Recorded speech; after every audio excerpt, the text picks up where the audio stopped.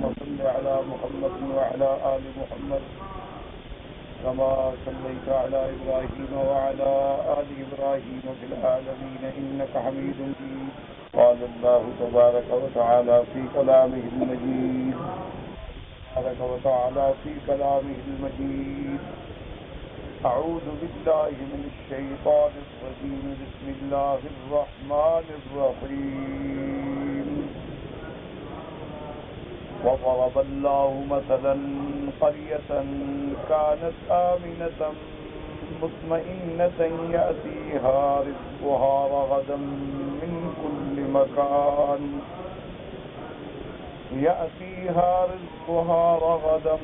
من كل مكان فكفرت بأنعم الله فأذاقها الله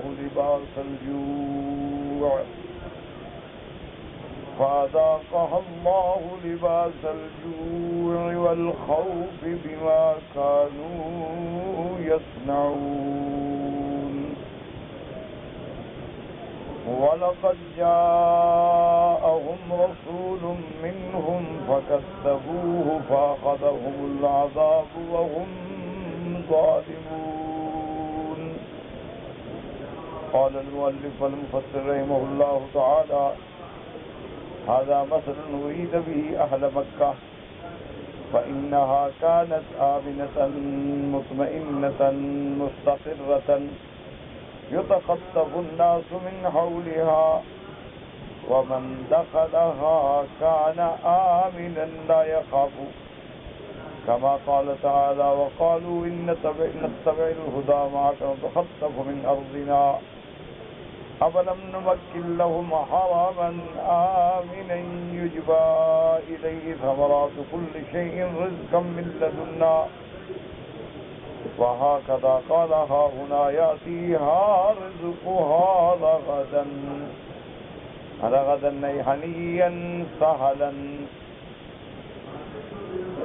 سورۃ النحل کی ان آیات مبارکہ میں اور مفسر رحمۃ اللہ علیہ فرماتے ہیں کہ اللہ نے جو یہاں مثال بیان فرمائی ہے ایک بستی کی اور بستی والوں کی، اس بستی والوں سے مراد ہیں اہل مکہ. یاد رکھیں کہ جیسے لفظ شہر پر اطلاق ہوتا ہے مصر یا مدینہ، اور عام طور پر جو استعمال ہے لفظ قریہ کا وہ ہوتا ہے کسی بستی کا. لیکن کبھی کبھی لفظ قریہ کا اطلاق جو ہے وہ بھی کسی شہر پہ کر دیا جاتا ہے.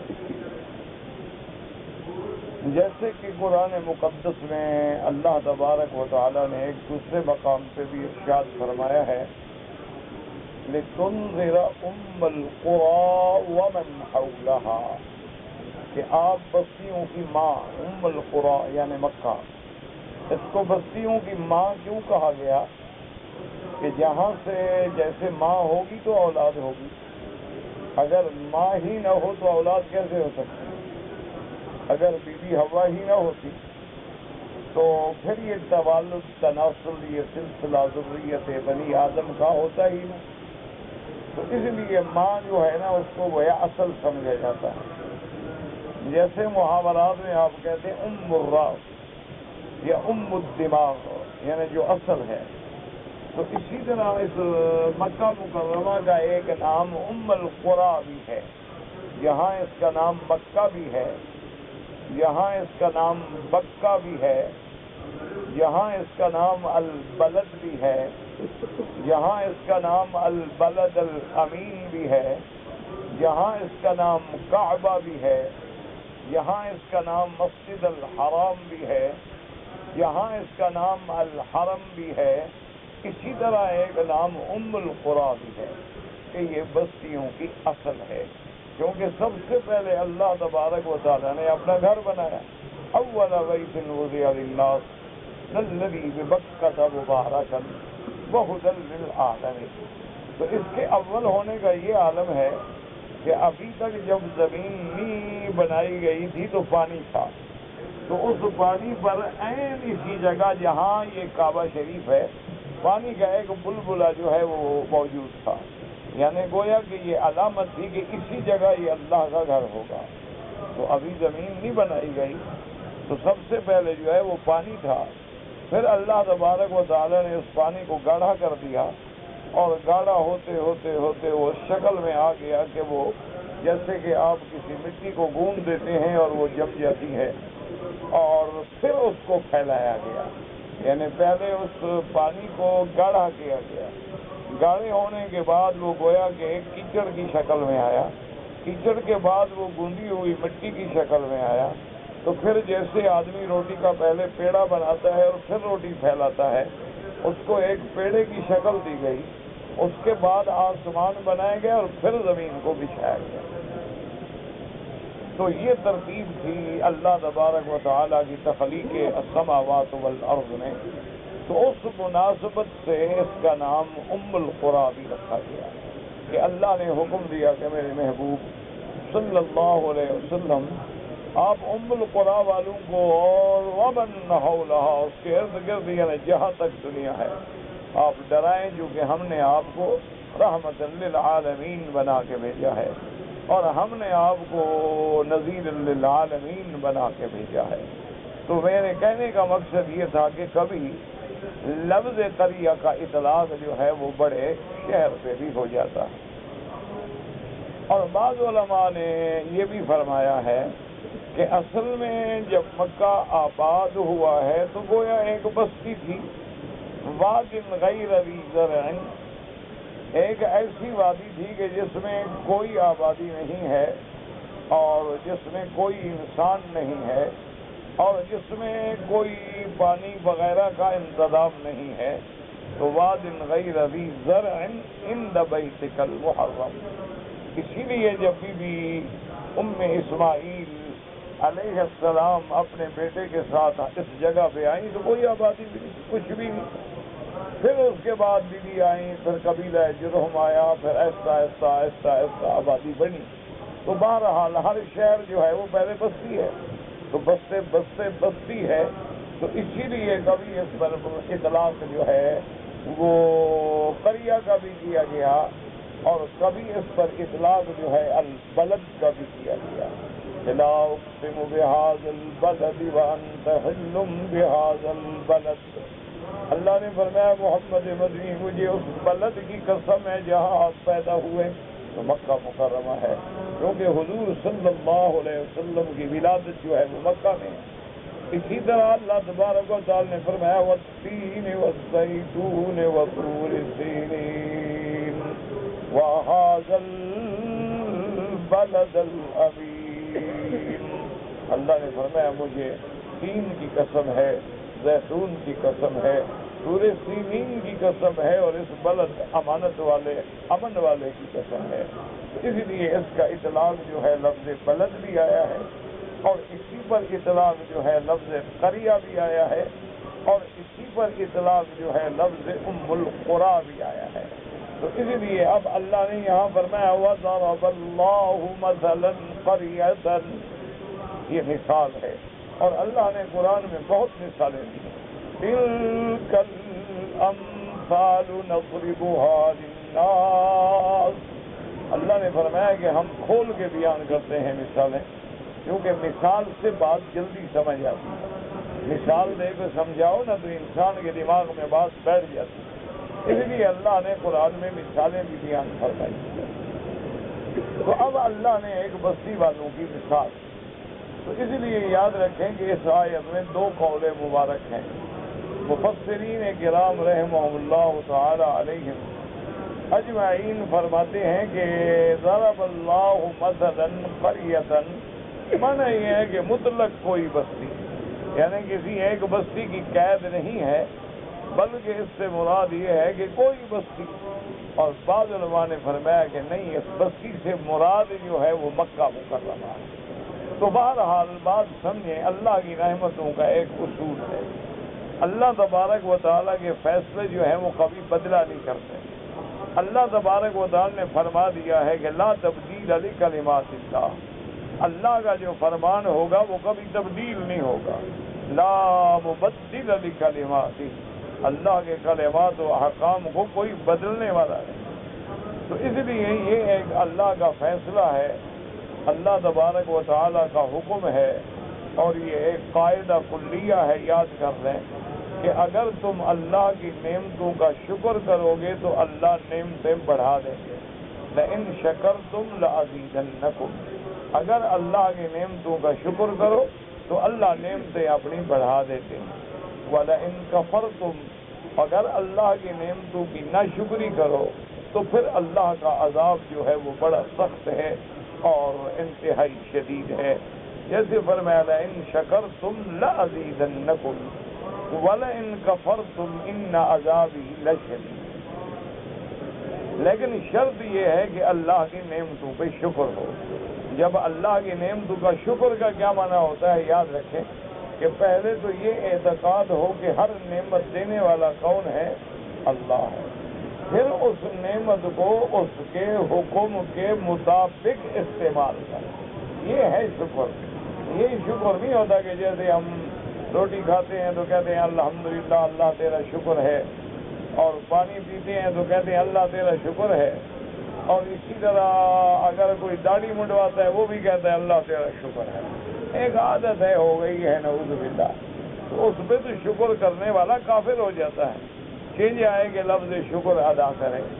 تو ایک عادت ہے، زبان پہ آ گیا ہے کہ لاکھ لاکھ شکر ہے اور لاکھ لاکھ شکر ہے، یہ شکر نہیں ہوتا، یاد رکھو، یہ تو بلکہ استہزاء ہے اللہ کی نعمت۔ شکر کا معنی یہ ہے کہ اللہ کی منعم ہونے کو پہچانے اور عقیدہ رکھے کہ ہر نعمت دینے والا اللہ ہے ایک، اور اللہ نے جو نعمت دی ہے اس کے حکم کے مطابق استعمال کرے، یہ ہے اللہ کا شکر۔ یعنی اللہ نے نعمت دی ہے، آنکھیں دی ہیں، اس کی اطاعت کریں۔ اللہ نے کان دیے ہیں، ہاتھ دیے ہیں، عقل دیا ہے، زبان دی ہے، اللہ کے فرمان پہ چلے، یہ اللہ کا شکر۔ اللہ نے بچے دیے ہیں، دین پہ لگاؤ۔ اللہ نے دولت دی ہے، زکوٰۃ ہے، صدقات ہے، خیرات ہے، سب اللہ کے حکم پہ لگاؤ، تو یہ ہے اللہ کا شکر۔ اور جب تم شکر کرتے ہو تو اللہ اس نعمتوں کو بڑھا دیتے ہیں، اللہ تبارک و تعالی مزید نعمتیں عطا فرمائے۔ اور جب تم کفران نعمت کرتے ہو کہ نعمت خدا کی ہے، زمین اللہ کی ہے، آسمان اللہ کا ہے، پیدا کرنے والا اللہ ہے، رازق اللہ ہے، مالک اللہ ہے، اور سجدہ قبر پہ ہے، تو پھر ان عذابی لشدید، کہ اللہ کا عذاب جو ہے وہ پھر سخت ہے۔ اللہ ہر آدمی کو اپنے عذاب سے بچائے۔ اسی طرح حلال پہ چلنا اور حرام سے بچنا۔ ایک تاریخ میں واقعہ آتا ہے، ایک بادشاہ تھا، اس کا ایک استاد تھا، تو وہ بادشاہ بھی بڑا ایمان والا، عدل والا، انصاف والا، تقوی والا، پرہیزگاری والا۔ تو اب استاد اس کو بھی مدتوں کے بعد وہ جب بادشاہ بن گیا تو استاد کو بھی خیال آیا کہ اپنے شاگرد کو ملو۔ تو وہ اپنے شاگرد کو ملنے کے لیے جب آئے تو بادشاہ نے بڑا اکرام کیا، بڑی تکریم کی، بڑی عزت دی، اور جب استاد روانہ ہونے لگے تو بادشاہ نے 2 آنے کے پیسے دیا ہدیہ۔ اب وہ حیران کہ بھئی یہ اچھا میرا شاگرد ہے، یہ بادشاہ ہے، بادشاہ کی شان ہے کہ مجھے 2 آنے دے، لیکن اس نے انکار نہیں کیا اور لے لیا۔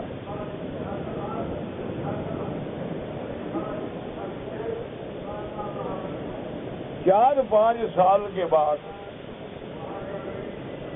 بادشاہ نے پتہ کرایا کہ میرے استاد کا کیا حال ہے، تو انہوں نے کہا جی آج کل تو آپ کے استاد ماشاءاللہ وہ تو لاکھوں پتی اور کروڑوں پتی ہو گئے، بڑے دولت ہی دولت ہے، زمینیں ہیں، کاروبار ہے، گھر ہیں، بڑے مدرسے بن گئے، وہ تو استاد آپ کا تو ماشاءاللہ بہت ترقی کر گئے۔ تو بادشاہ نے کہا کہ چلو اب ہم استاد کو ملنے جاتے ہیں۔ تو بادشاہ اپنے استاد کی خدمت میں حاضر ہوئے، اور مسجدیں اور مدرسے اور حضرت کی کوٹیاں اور دیکھ کے حیران ہو گئے۔ تو بادشاہ نے پوچھا کہ حضرت آپ میرے استاد ہیں، مجھے پوچھتے ہیں ادب بھی ہے اور حیا بھی ہے، لیکن میں رہ نہیں سکتا کہ آپ تو بالکل غریب آدمی تھے، یہ دولت ریل پیل کیسے ہو گئے؟ تو استاد نے کہا کہ دیکھو بادشاہ سلامت، ایک سوال تم نے کیا ہے، ایک سوال میں کروں گا۔ جو تم نے کیا ہے میں جواب دوں گا، اور جو میں نے کیا ہے وہ تم جواب دو گے۔ بادشاہ نے کہا بالکل حاضر، میں تو آپ کا شاگرد ہوں، آپ جو حکم کریں۔ انہوں نے کہا مجھے یہ بتاؤ کہ جب میں فلاں سن میں اتنے سال قبل تمہیں ملنے کے لیے آیا تھا، اور اس میں بڑی امیدیں لے کے آیا تھا کہ میرا شاگرد ہے اور اللہ نے بادشاہ بنا دیا ہے تو مجھے ضرور نوازیں گے، لیکن آپ نے مجھے 2 آنے دیے، یہ کیا راز تھا؟ اس نے کہا حضرت میں چاہتا تو نہیں تھا کہ یہ بات کھلے، لیکن آپ نے پوچھ لیا۔ تو جب آپ تشریف لائے اور چند دن میرے گھر رہے تو میں اسی فکر میں تھا کہ استاد کو ہدیہ دوں اور خالص حلال کا ہو، اور یہ بیت المال کے پیسوں میں مجھے اعتبار نہیں تھا۔ تو میں نے ایک رات، آپ کو یاد ہوگا کہ آپ میرے ہاں مہمان تھے اور بڑی بارش ہوئی تھی، انہوں نے کہا ہوئی۔ انہوں نے کہا کہ اس بارش میں نے غریبوں کا مزدوروں کا لباس پہنا اور ایک بازار میں گیا، ایک بندہ ملا، اس نے کہا ابھی میری چھت ٹپک رہی ہے تو مہربانی کر کے چھت بنوا دو تو میں مزدوری دے دوں گا۔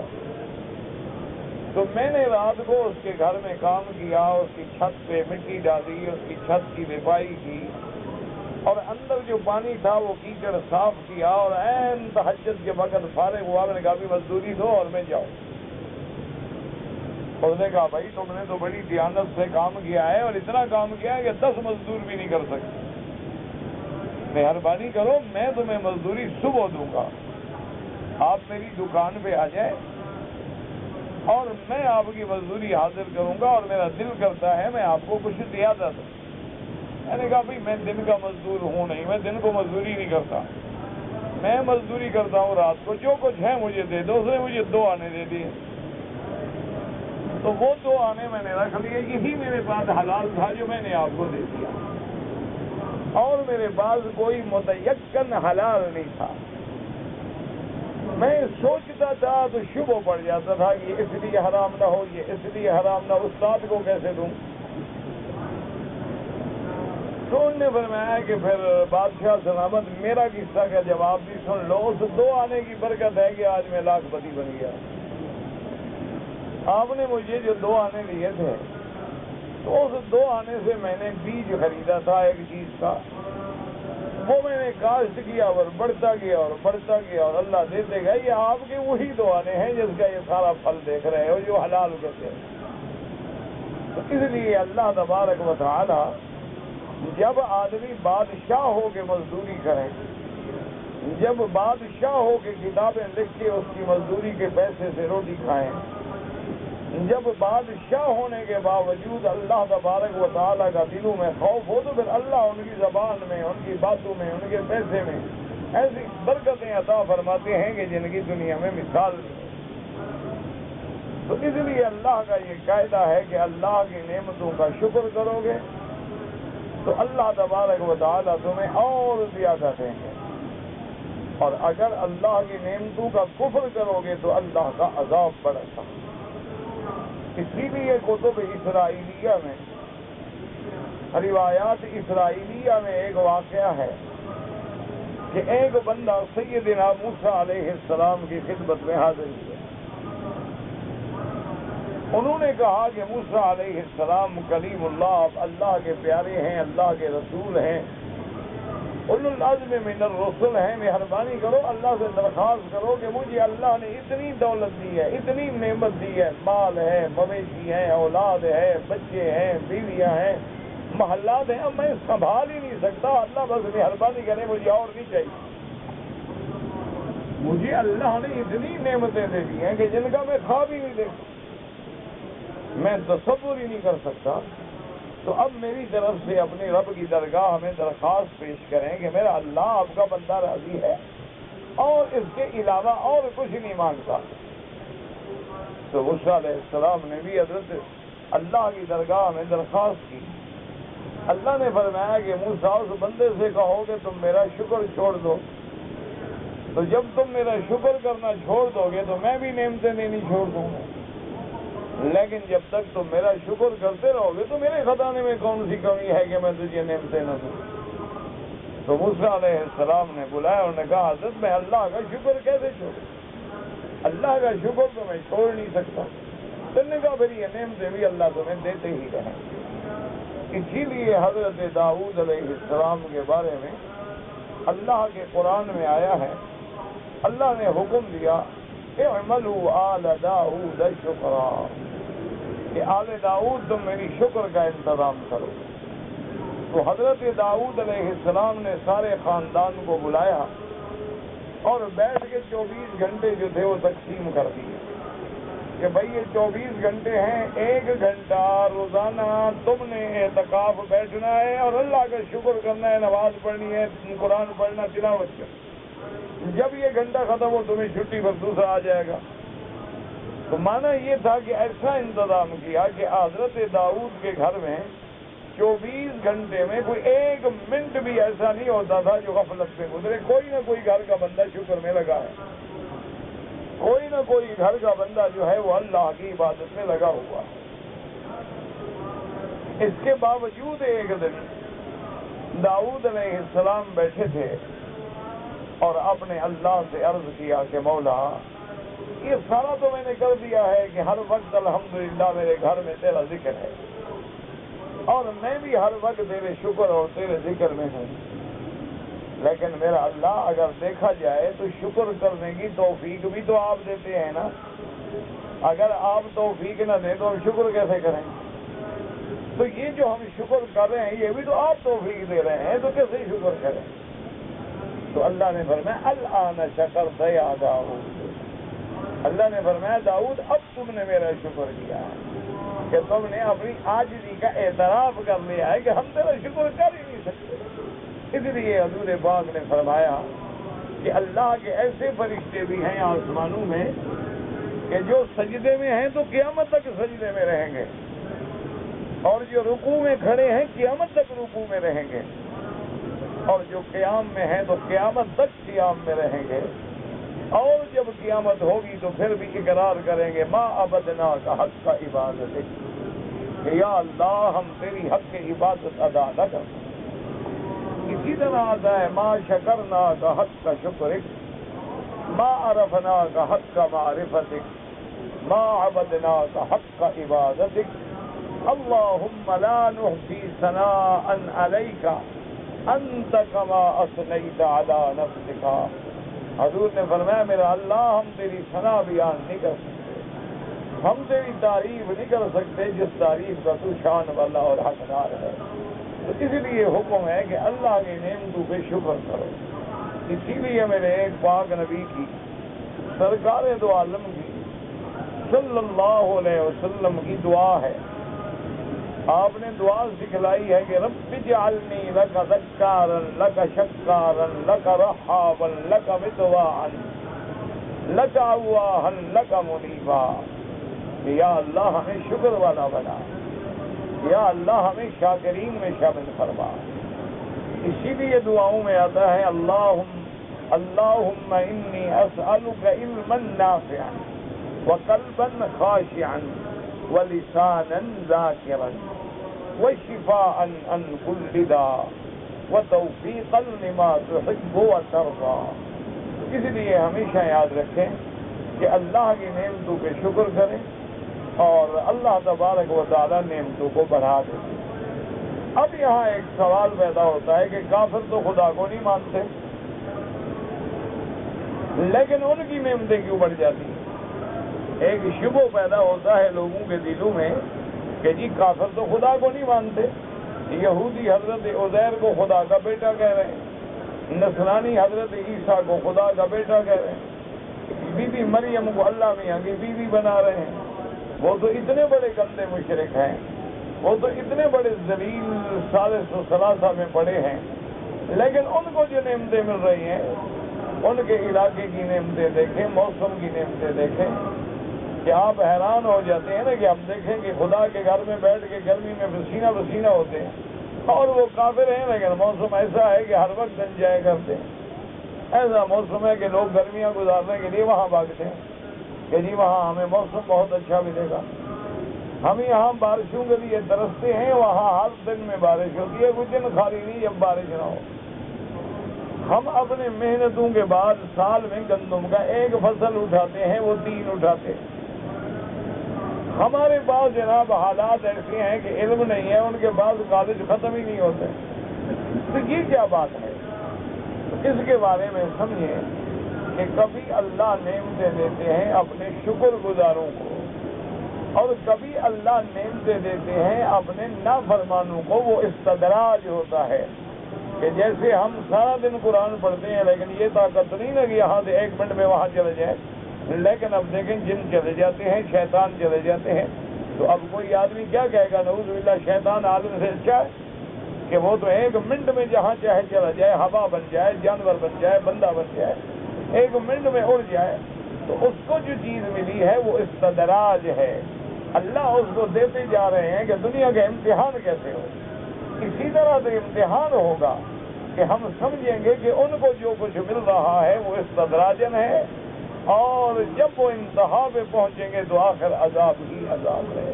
اور اللہ اپنے بندوں کو دیتا ہے تو یہ استدراج نہیں ہے، اس کی رحمت ہے، یہ اس کی نعمت ہے۔ اما بنعمت ربک فحدث۔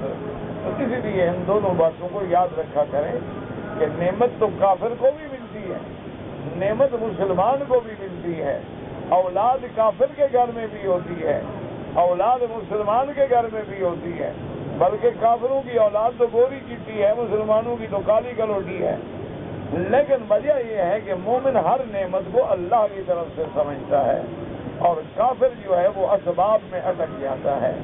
تو اس لیے علماء نے فرمایا ہے کہ اگر کوئی بندہ گناہ کرے، گناہ میں بڑھتا جائے اور اللہ بھی نعمتیں بڑھاتے جائیں، تو سمجھ جاؤ گے استدراج ہے، میری پکڑ کا وقت آ گیا۔ کہ اگر آدمی گناہ کر رہا ہے، نافرمانی کر رہا ہے، وہ زنا میں پڑا ہے، شراب میں پڑا ہے، جوئے میں پڑا ہے، لیکن نعمتیں بڑھ رہی ہیں، تو سمجھ جاؤ کہ یہ خطرناک مرحلہ آ گیا ہے کہ اب استدراجی طور پہ مجھے نعمتیں مل رہی ہیں، اب جب مجھے اللہ پکڑیں گے تو پھر میرے چھڑانے کا راستہ کوئی نہیں ہوگا۔ اس لیے ہمیشہ یاد رکھیں، اور اس آیت مبارک میں ضرب اللہ مثلا قریۃ کانت آمنۃ مطمئنۃ یأتیہا رزقہا رغدا من کل مکان۔ بعض علماء نے فرمایا کہ مطلقاً بستی مراد ہے، اور بعض نے فرمایا اس سے مراد مکہ مکرمہ کی بستی ہے۔ اللہ نے فرمایا کہ ہم ایک مثال دیتے ہیں کہ جیسے بستی والے، ایک ایسی بستی تھی کہ اس میں رہنے والے مطمئنۃ مطمئنۃ، اس لیے علماء نے فرمایا سب سے بڑی نعمت جو ہے وہ امن ہے، امن نہ ہو تو کوئی نعمت نہیں ہے۔ آپ دیکھیں نا جی، آپ کے پاس محلات ہیں، دولت ہے، پیسہ ہے، لیکن امن نہ ہو، آدمی کو ہر وقت خوف ہے ڈاکو آئیں گے، ماریں گے، چھین لیں گے، پکڑ لیں گے، گھر والوں کو آگے بند کر دیتے ہیں، سارا سامان لوٹ کے چلے جاتے ہیں۔ آدمی کار ہے، اس کے بعد ماشاءاللہ 60 70 لاکھ کی گاڑی ہے، ایک آدمی کھڑا ہے گن پوائنٹ وغیرہ، ٹھہرا جب کیا دبا ہو جاؤ، زیادہ کام ہی نہ کرنا، رپورٹ کرو گے تو پھر تم بھی اڑ جاؤ گے، تو کیا فائدہ ہوا بھائی؟ سب سے بڑی نعمت امن ہے، یہاں امن نہ ہو وہاں کوئی نعمت نہیں۔ دعا کرو اللہ اس بلد الامین کو قیامت تک امن والا بنائے، اللہ اس بلد الامین کے امن کو قیامت تک اور زیادہ فرمائے، اور اللہ بد امنی کرنے والوں کو، فساد کرنے والوں کو، فتنے ڈالنے والوں کو اگر اس کے علم میں ہدایت ہے تو ہدایت دے، ورنہ اللہ تمام مفسدین و مفترین سے اس بلد الامین کو ہمیشہ بچائے، اور اللہ تمام مسلمان ملکوں پہ رحم فرمائے، اللہ تمام مسلمان ملکوں پہ امن قائم فرمائے۔ آج کل جو مسلمان ملکوں میں اللہ کے عذاب ہیں، اوپر سے بارشوں کا عذاب ہے، نیچے سے دریاؤں کے طوفان ہیں، اور گھروں سے نکلو تو ڈاکوؤں کے طوفان ہیں، یعنی ہر طرف سے مصیبتوں نے گھیر رکھا ہے۔ دعا کرو کہ اللہم لا تہلکنا بذنوبنا اللہ ہمارے گناہوں کی وجہ سے ہمیں ہلاک نہ کر، اللہ ہمارے گناہوں کی وجہ سے ہمیں برباد نہ کر، اللہ اسلامی ملکوں پہ رحمت فرما۔ یا اللہ جیسے بھی ہیں تیرا نام لیتے ہیں، جیسے بھی ہیں مسلمان کہلاتے ہیں، جیسے بھی ہیں مسلم ممالک شمار ہوتے ہیں، اور آج وہ گھرے ہوئے ہیں، یعنی آپ حیران ہوں گے، تھر کے علاقوں میں، سندھ کے علاقوں میں، بدین کے علاقوں میں، پٹھی کے علاقوں میں، ٹھٹھا کے علاقوں میں، ہم تو ان کے بستی بستی جانتے ہیں نا، ہمارے تو علاقے ہیں، ہزاروں لوگ جو ہیں وہ گھرے ہوئے ہیں، ان کو روٹی نہیں پہنچ رہی، یعنی ہزاروں لوگ نعوذ باللہ، بچے، عورتیں، معصوم، وہ بیویاں جن کا چہرہ کبھی دشمن تو دشمن کسی دوست نے بھی نہیں دیکھا تھا، باہر پڑی ہوئی، انا للہ و انا الیہ راجعون۔ دعا کریں اللہ ان سے رحم فرمائے، یا اللہ اپنے عذاب رفع فرما۔ اسی طرح بنگلہ دیش دیکھ، اسی طرح اور ملک دیکھ، اور جناب ایک عذاب ہونا، اوپر سے بارش کا عذاب، ادھر سے گولیوں کا عذاب، اور مافیاز اتنے ظالم ہیں، وہ ڈاکو اتنے بے رحم ہیں کہ ان بے گھر بے دم لوگوں کو بھی لوٹ رہے ہیں۔ انا للہ و انا الیہ راجعون۔ ولا نقول الا لا حول ولا قوت الا باللہ العلی العظیم۔ نہ قانون ہے اور نہ وہاں کوئی پوچھنے والا ہے، نہ وہاں کوئی فریاد رس ہے، بس سب کے ہاتھ اٹھے ہوئے ہیں، آنکھیں پتھرا گئی ہیں، مانگتے مانگتے زبانیں خشک ہو گئی ہیں، لیکن گناہوں کی وجہ سے اللہ کو بھی رحم نہیں آتی۔ اللہ سے دعا کریں اللہ گناہ معاف کر دے، اور اللہ تبارک و تعالی رحم فرما دے۔ اللہ تبارک و تعالی عالم اسلام کی عزت کا فیصلہ فرما۔ اللہ عالم اسلام کے کو ہم نے کیسا امن دیا، سب سے بڑی نعمت جو ہے وہ امن ہے۔ اچھا امن تو اللہ سب کو دیتے ہیں، لیکن مکے والوں کو خاص دیا ہے، جیسے اللہ نے فرمایا فَلْيَعْبُدُوا رَبَّ هَذَا الْبَيْتِ، اللہ نے حکم دیا تم اس گھر والے رب کی عبادت کرو، الَّذِي أَطْعَمَهُم مِّن جُوعٍ وَآمَنَهُم مِّن خَوْفٍ۔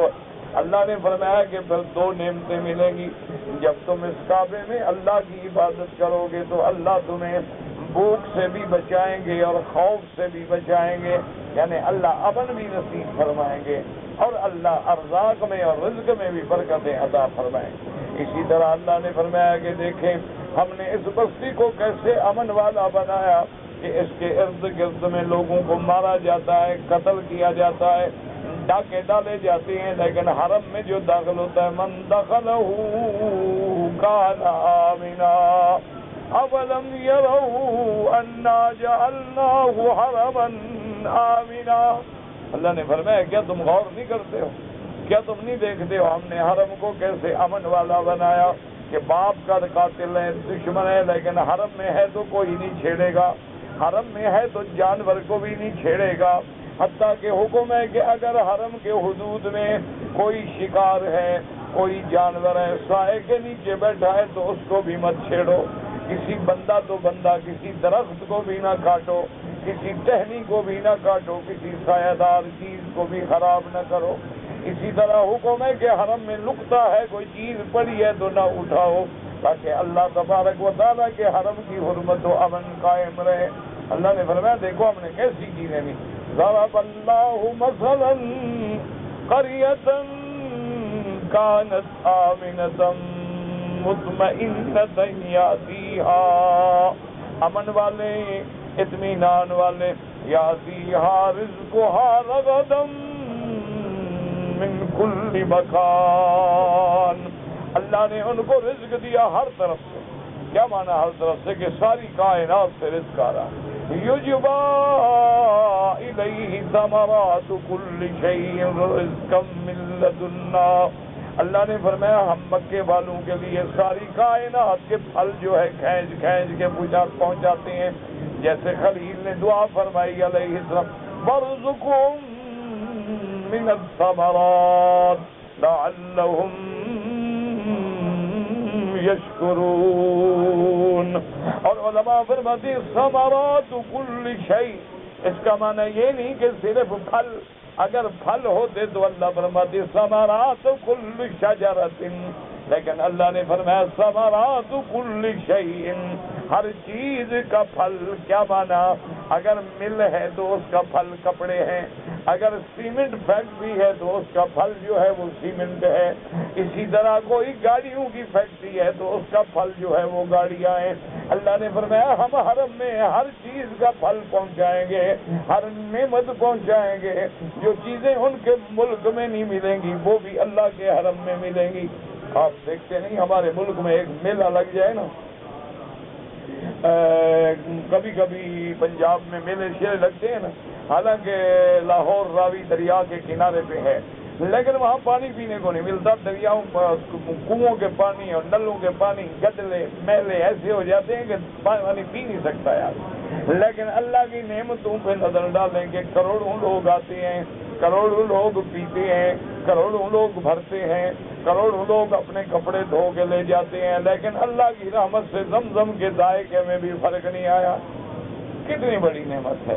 کوئی دنیا کائنات میں ایسا کنواں پیش کر سکتی ہے کہ جس میں ایک نہیں دو نہیں، یعنی ہر سال کم از کم بھی اندازہ لگائے نا تو ایک سال میں کم سے کم 50 سے لے کر 80 لاکھ تک آدمی آتا جاتا ہے.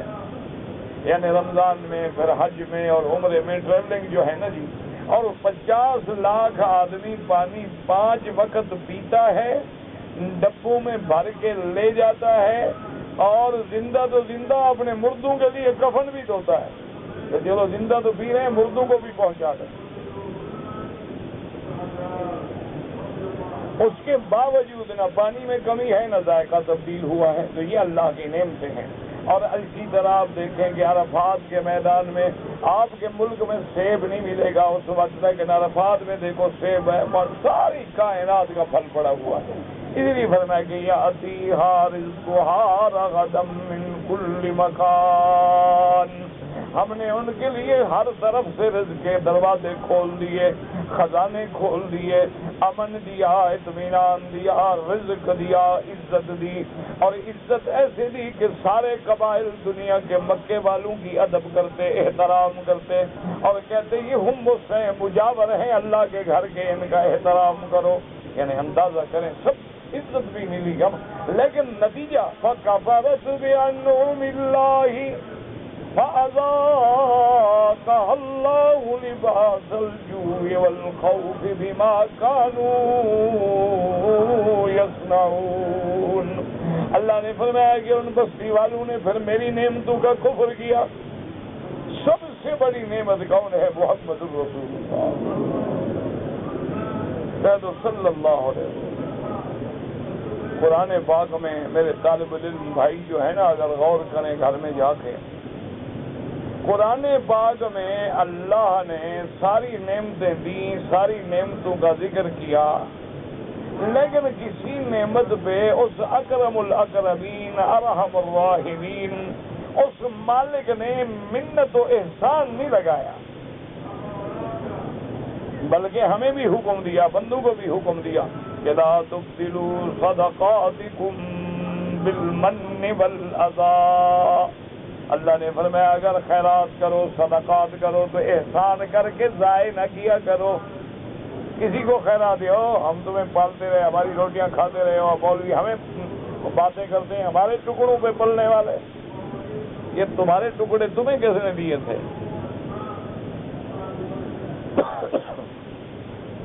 تو بہرحال میں کہنے کا مقصد یہ ہے کہ ذرا اللہ تبارک و تعالیٰ کے قرآن میں غور کریں. صرف سورۃ الرحمن پڑھ لیں تو کتنی نعمتیں ہیں. صرف سورۃ الرحمن پہ غور کریں اللہ کی کتنی نعمتیں، اور اللہ نے ہر نعمت پہ جھنجھوڑا ہے، جگایا ہے. فَبِأَيِّ آلَاءِ رَبِّكُمَا تُكَذِّبَانِ لَا نُكَذِّبُ بِنِعَمِ رَبِّنَا.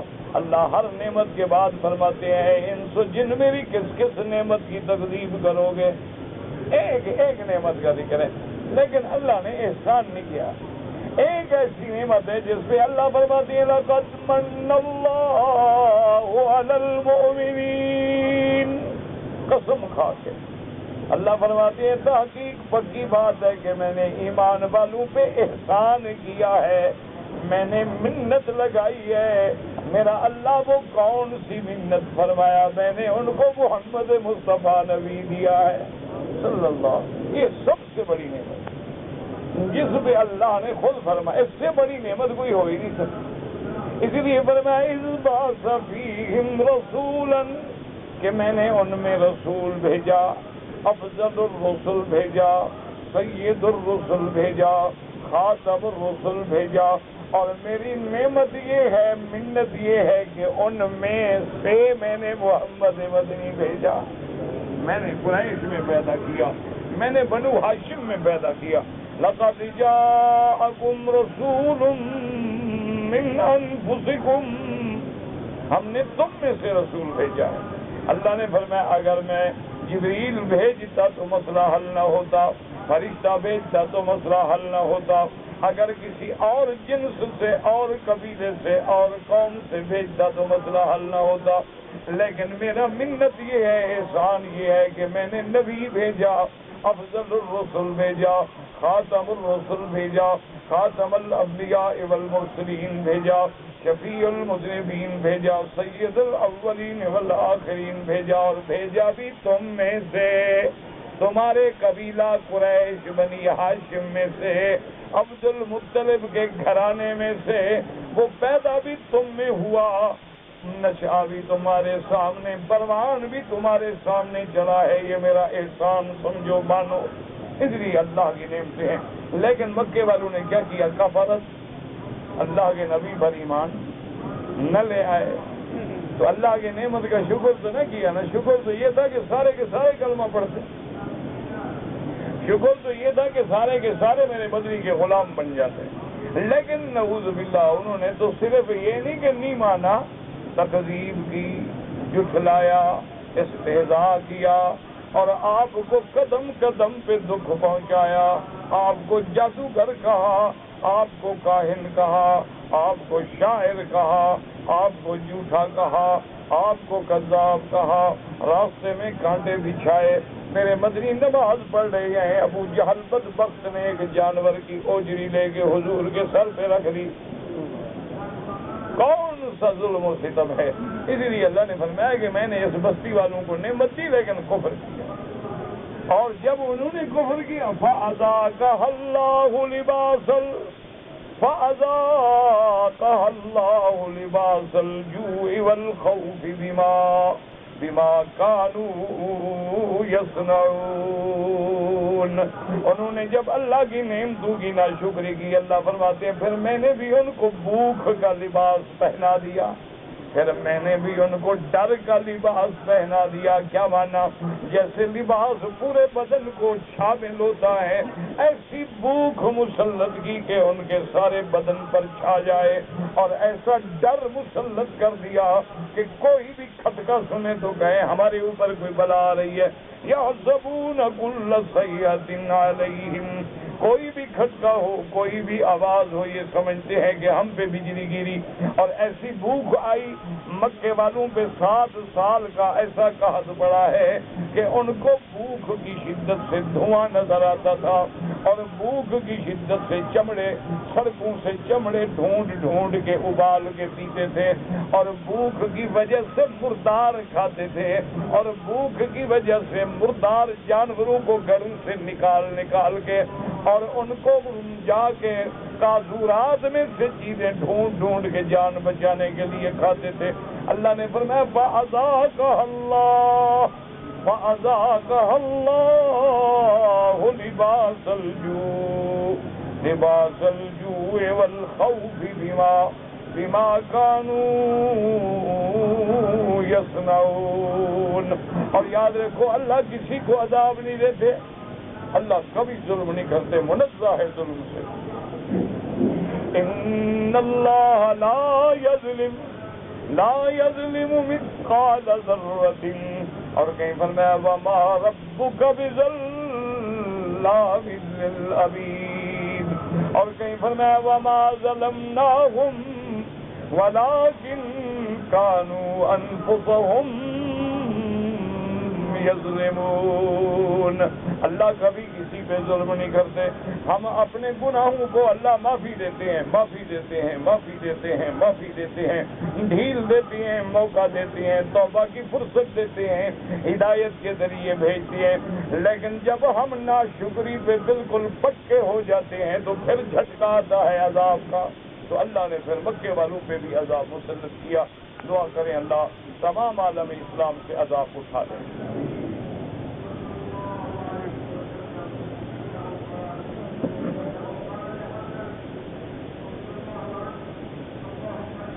اگر کوئی آدمی عصر کے بعد طواف کرے تو امام ابو حنیفہ رحمۃ اللہ علیہ فرماتے ہیں کہ وہ 2 رکعت واجب الطواف جو ہیں وہ مغرب کے بعد پڑھیں. عصر کے بعد نماز پڑھنا ان کے نزدیک منع ہے، کیونکہ ایک حدیث مبارک ہے اور صحیح حدیث ہے جس میں حضور نے فرمایا ہے کہ لا صلاۃ بعد العصر حتی تغرب الشمس، کہ عصر کے بعد کوئی نماز نہیں جب تک سورج ڈوب نہ جائے.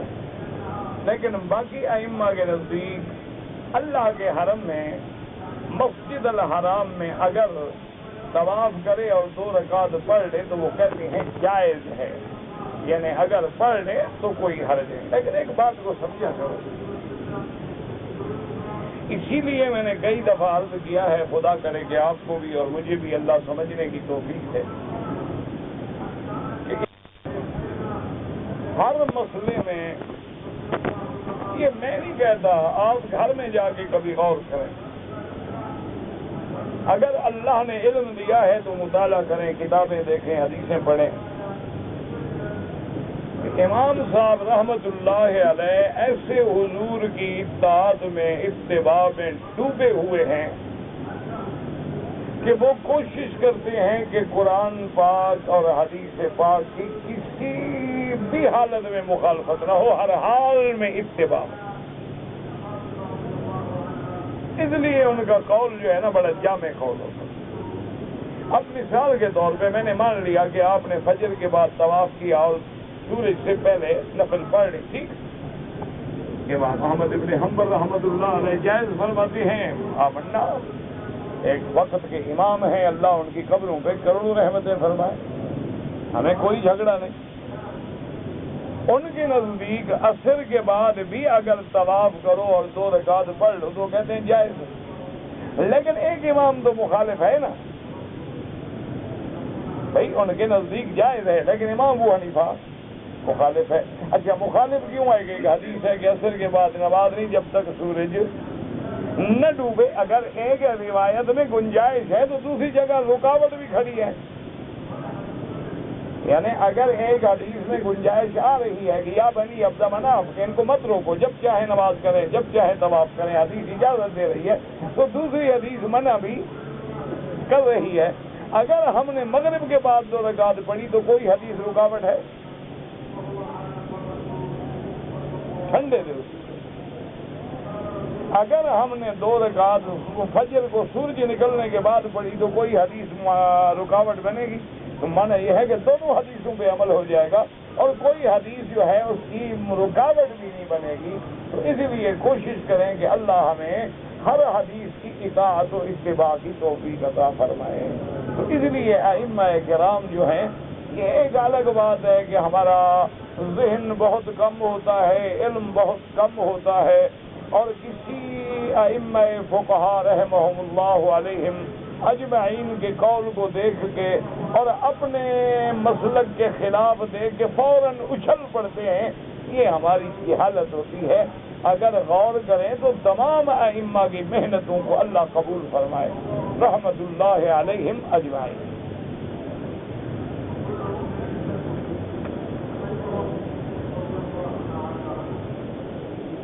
کہتے جی ہم پاکستان سے آئے ہیں، ہم نے احرام پاکستان سے نہیں باندھا، مسجد تنعیم سے جا کے احرام باندھا ہے، اس لیے کہ ہمیں کسی نے بتایا نہیں ہے.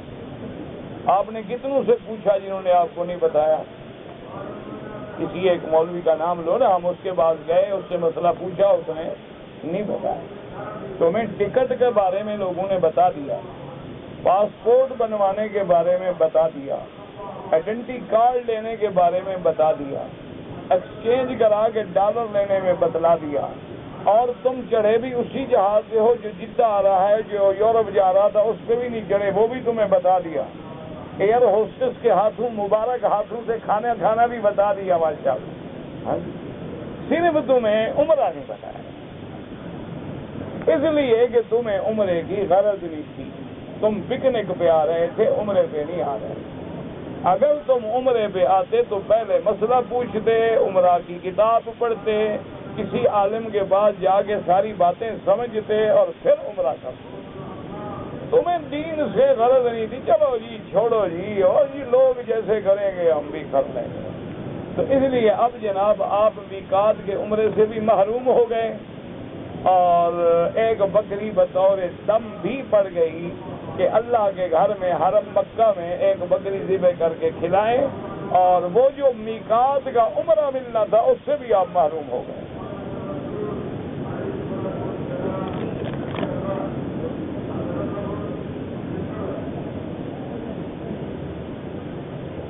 کہتے جی کہ میں روحانی طور پہ بیمار ہوں اور میں آپ سے علاج کرانا چاہتا ہوں۔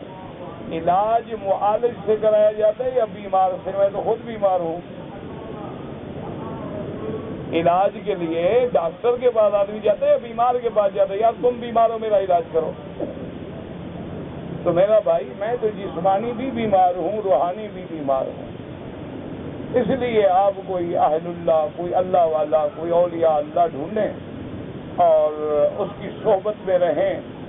اللہ اس کی صحبت کی وجہ سے تمہاری حالت پہ رحم کریں گے اور اللہ تمہیں ہدایت دیں گے۔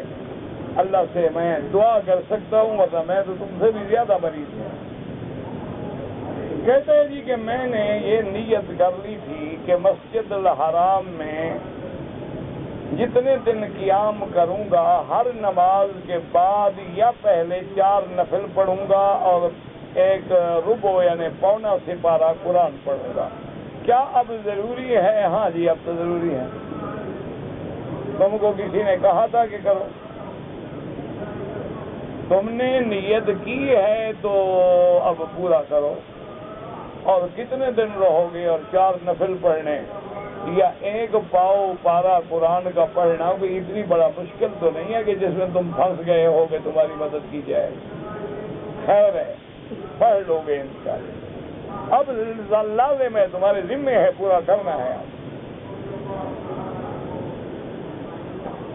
میں 50 طواف کرنے کا ارادہ رکھتا ہوں۔ ارادہ الگ بات ہے، وہ تو تم نے لازم کیا ہے اپنے۔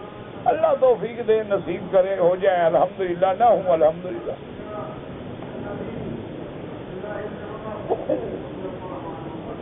ایک مسلمان کے لیے یہ جائز ہے کہ وہ انگوٹھی پہنے اور اس میں مختلف پتھر ہوں، بالکل سنت ہے، جائز نہیں سنت ہے۔ تمہیں مسئلے کا پتہ نہ ہو تو میں کیا کروں؟ انگوٹھی پہننا سنت ہے محمد مصطفیٰ، چاہے مہر والی ہو یا پتھر والی ہو، کوئی بھی، اور جو چاہو پتھر پہن لے۔ اگر اس کا پتھر پہ عقیدہ ہوتا تو وہ بدلتا نہ۔ اصل وجہ اس کی بیچارے کی میری انگوٹھی پہ نظر ہے، یہ ہم سمجھتے ہیں اس وقت۔ تو اگر میرا کسی پتھر پہ عقیدہ ہوتا تو پھر میں بدل تو نہ دیتا، اسی کو لاگو رکھتا نا۔ میں جب بدل دیتا ہوں تو معلوم ہوا کہ پتھر میں میرا عقیدہ نہیں ہے، ویسے زینت کے لیے پہن لیتا ہوں اور جائز ہے۔ اور دوسرا جو ہے نا میرا، یہ آپ انگوٹھیاں یا گھڑیاں جو مختلف دیکھتے ہیں، یہ مال مفت ہے، اصل راز کا تمہیں پتہ نہیں۔ مولوی اتنا پاگل نہیں ہوتا کہ اپنے پیسے سے کوئی چیز خریدے۔ اللہ نے ہمیں پیدا اس لیے کیا ہے کہ تم کماؤ اور ہم کھائیں۔ تو بہت سارے دکاندار میرے دوست ہیں، عزیز ہیں، برخوردار ہیں، وہ جب جاتا ہو کہتے ہیں استاد ایک نئی آئی ہے، ہفتے کے لیے پہن لو، اگلے ہفتے میں واپس کر دینا، ہم آپ کو اور پہنا دیں گے۔ تو اصل چکر یہ تھا جو مجھے بتانا پڑا تیرے اعتراض کی وجہ سے۔ اب کیا کریں جی، مولوی کو یہ معاف نہیں کرتے، خود جو کچھ کریں ان کے پاس تو لائسنس ہے نا۔ یہ کہتے ہیں مولوی غلطی نہ کرے. ویسے اصل وجہ ہے اس کی. مجھے والد صاحب رحمۃ اللہ علیہ سے میں نے ایک دفعہ پوچھا تھا. میں نے کہا حضرت یہ ہم مولویوں پہ لوگ بڑا اعتراض کرتے ہیں. داڑھی چھوٹی ہے تو مولوی کی, اور پگڑی ٹیڑھی ہے تو مولوی کی, اور ٹوپی یوں ہے تو مولوی کی, اور انگوٹھی لال ہے تو مولوی کی, اور گھڑی پیلی ہے تو مولوی کی. یہ کیا ہے آخر؟ تو انہوں نے فرمایا بیٹا مولوی کی مثال ہے سفید چادر کی, اور عام لوگوں کی مثال ہے کالے چادر کی. تو کالی چادر پہ جتنے رنگ لگاتے جاؤ نظر ہی نہیں آتے, سفید پہ تو دور سے داغ نظر آتا ہے. تو اس لیے تم اپنے آپ کو بچانے کی کوشش کیا کرو. یہ تم پہ جو اعتراض ہوتے ہیں تمہارے بھلے کے لیے ہیں, تمہاری برائی کے لیے نہیں ہے کہ تم سنبھل کے رہو. اس لیے مجھے غصہ اس بات پہ نہیں آتا. اگر کوئی آدمی طواف کیا اور طواف کرنے کے بعد 2 رکعت نہیں پڑے اور اپنے ہوٹل پہ چلا گیا, وہاں سو گیا, کھانا کھایا, جب بعد میں حرم آیا تو پڑھ لیا, ٹھیک ہے کوئی بات نہیں. دوسرے دن بھی پڑھ لو کوئی حرج نہیں, وہاں ہوٹل میں پڑھ لو تب بھی کوئی حرج نہیں.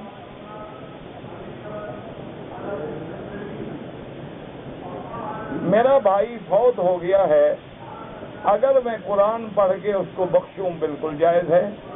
امام احمد بن حنبل رحمۃ اللہ علیہ, امام ابو حنیفہ رحمۃ اللہ علیہ, اسی طرح امام اسحاق رحمۃ اللہ علیہ فرماتے ہیں کہ تم قرآن پڑھ کے بخشو تو ثواب ملے گا, میت کے لیے روزہ رکھو تو ثواب ملے گا, نفل پڑھو تو ثواب ملے گا.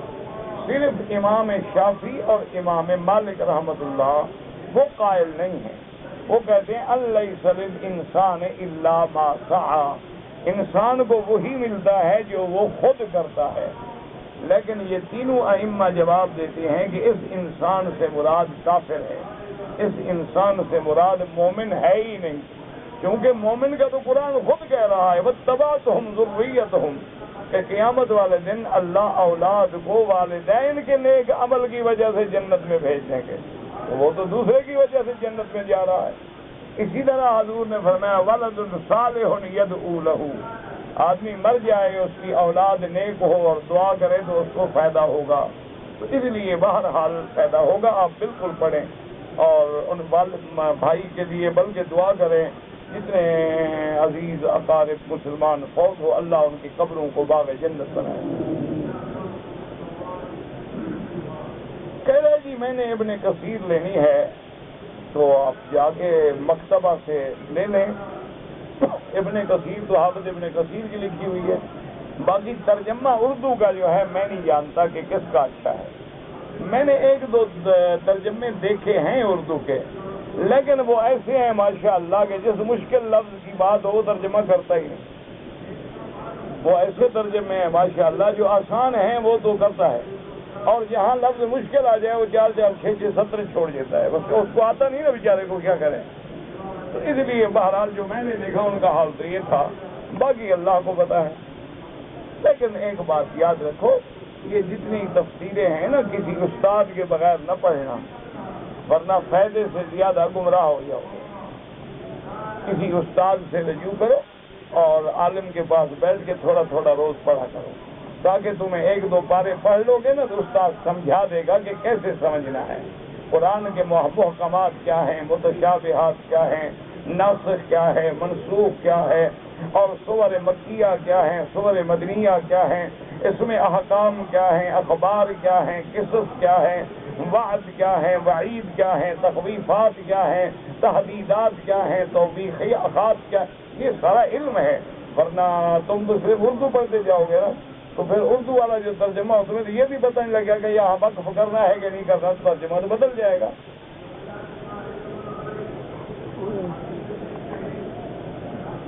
دعا کریں کہ اللہ مجھے اولاد نرینہ دے, اللہ ہر بے اولاد کو اولاد دے اور اولاد صالح دے. اور یہ ہے کہ استغفار پڑھا کرو زیادہ سے زیادہ, استغفر اللہ استغفر اللہ استغفر اللہ. اپنی بیوی کو بھی بتلاؤ اور خود بھی, اور جتنا ہو سکے کم از کم 1,000 دفعہ پڑھو روز, تو انشاءاللہ 1 ہی سال میں اللہ اولاد عطا فرما دیں گے. کیونکہ اللہ کا وعدہ ہے کہ جو استغفار کرتے ہیں یمددکم باموال وبنین، ان کے مال کو بھی بڑھاتا ہوں، اولاد کو بھی بڑھاتا ہوں۔ یہ اللہ کا قرآن میں فرمان ہے۔ تو اس لیے رات دن استغفار کریں اور اللہ سے دعا مانگیں۔ اسی طرح دعا ہے یرثنی و یرث من آل یعقوب، اسی طرح دعا ہے حب لی من لدنک ذریۃ طیبہ، اسی طرح دعا ہے حب لنا من ازواجنا و ذریاتنا قرۃ اعین، اور میاں بیوی علاج بھی کراؤ، صرف دعا اور وظیفے پہ زور نہ رکھو، اپنا علاج بھی کراؤ۔ ہاں ایسا نہ ہونا ایک آدمی ہے جی دعا کرو اللہ مجھے اولاد دے، شادی ہے، میں نے کہا تمہاری، کہتے نہیں، میں نے کہا اولاد تمہیں ہوگی، میری دعا کیا کرے گی بدبخت؟ کیا پہلے شادی کرو پھر آنا مجھ سے دعا کرانا، شادی ہے نہیں دعا کرو جی اللہ اولاد دے، میں نے کہا تمہیں تو نہیں ہوگی، میں جتنے دعائیں کر لوں۔ تو اس لیے پہلے چیک اپ بھی کراؤ، علاج بھی کراؤ، اسباب بھی اللہ نے پیدا کیے، اور یہ کوئی شرم کی بات نہیں۔ آج کل تو جو یعنی اس معاملے میں میڈیکل بہت ترقی کر گئے ہیں، آپ چیک اپ کرائیں، 1 سیکنڈ میں رپورٹ دے دیں گے کہ نقص تم میں ہے یا بیوی میں ہے، اگر دونوں میں نہیں ہے پھر دعا کرو۔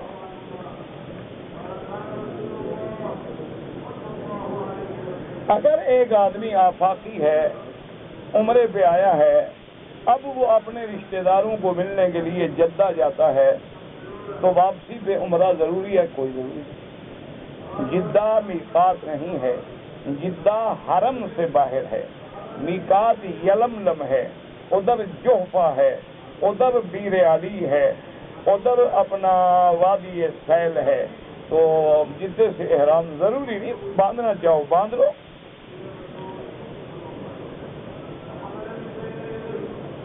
کہتے ہیں جی عمرے کے لیے آج کل جو تولیے آتے ہیں ان میں مختلف ڈیزائن اور نقش و نگار ہیں، اگر نقش و نگار میں کوئی جانور کی شکل نہیں ہے تو کوئی حرج نہیں، کسی پرندے کی شکل نہ ہو، جانور کی شکل نہ ہو، ذی روح چیزوں کی شکل نہ ہو تو کوئی حرج نہیں۔ اگر ایک عورت احرام باندھ کے آئے، حیض آ جائے، اپنے ہوٹل میں رہے اور یہ سمجھے میں احرام میں ہوں، کوئی غلطی نہ کرے، کنگھی زیادہ نہ کرے، خوشبو والا صابن استعمال نہ کرے، شادی شدہ ہے تو خاوند سے بے تکلفی نہ کرے، جب حیض ختم ہو جائے غسل کرے سادہ پانی سے اور فوراً آ کے اپنا عمرہ پورا کرے، کوئی مسئلہ ہی نہیں۔